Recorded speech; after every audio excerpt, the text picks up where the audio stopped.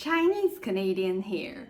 Let me tell you why taking down Carney is the only way to save Canada. Trump just said he will tax Canada 100% tariff because Carney is closing up with China.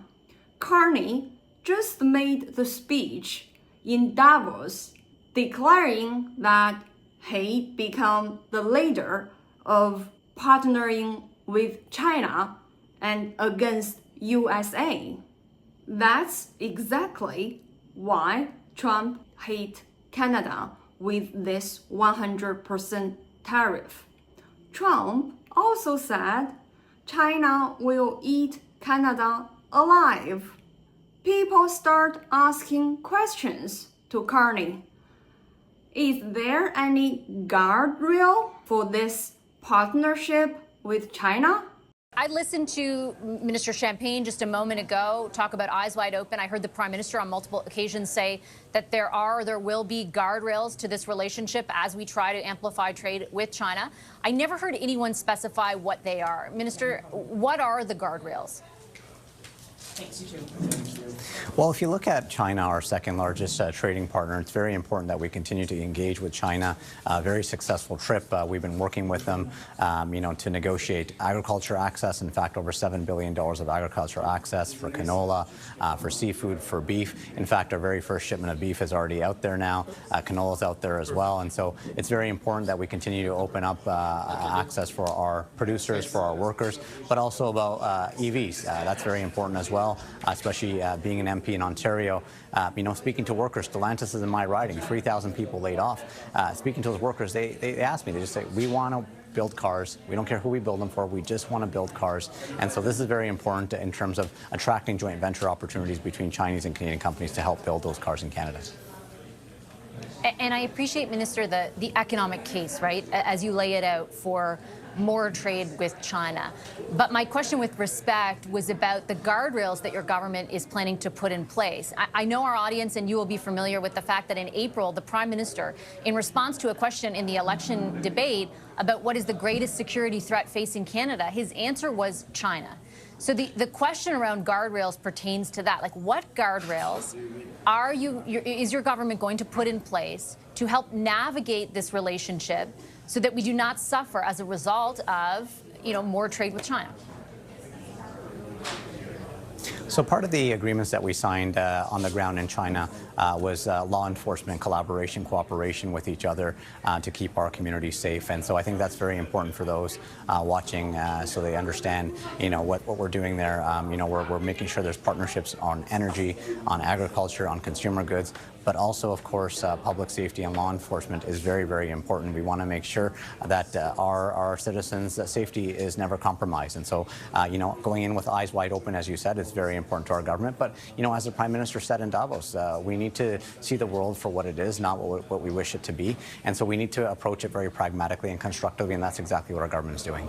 Carney's minister has no answer, meaning there is no guardrail. I asked this question to Canadian government. Am I still safe in Canada? Will Canadian police transfer my file to China?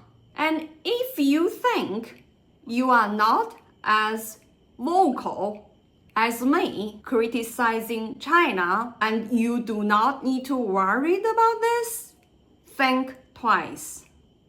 Have you ever hit a like in a post making fun of Xi Jinping? That may get you into trouble. My mom decided not ever going to China again when she hit the like button on an X post criticizing China. Canadians enjoy freedom of speech for a long, long time.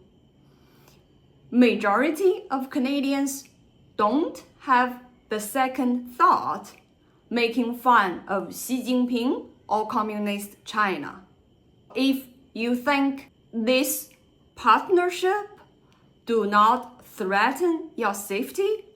Think twice. Cooperation on the policing is not the only question Carney did not answer. Journalists asked about this media cooperation. Why Canada is inviting spy journalists from China? As a Chinese Canadian, let me tell you, 100% of the Chinese state media personnel are spies, and Canada knows it. In 2012, spy journalists from Chinese state media, Xinhua News, spy on Dalai Lama, and also trying to get information of the people who protest them in Canada. That's why we don't have Chinese state media personnel in Canada right now. Zach, police just arrested a spy journalist from China. People say we did business with China before. Why now is such a big deal? China back then is not the same China now. Let me tell you a story.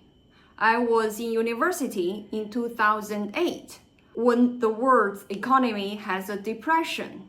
My teacher in university told us USA is doomed, the West is doomed, and China is saving the world. Since then, doing business with China became a privilege in Chinese government's mind. Sacrificing national security is a must for doing business with them. People say US is doing business with China too. Just look at how much tariff China is paying. I'm in Puerto Rico right now. A businessman here just told me they stopped importing all the auto parts from China, and they are trying to import them from Taiwan, Colombia, or other countries in Southeast Asia. US is trying to get rid of China. US is preparing a Cold War between China and USA, and Canada is caught in between. Carney has been praised by Chinese internet army, and China won't give up on the control over Carney easily. Remember, more than 70% of Canadian goods go to US. A 100% tariff will certainly kill Canada. Let's demand a non-confidence vote and take down Carney. Let's protect our country, Canada, and ourselves.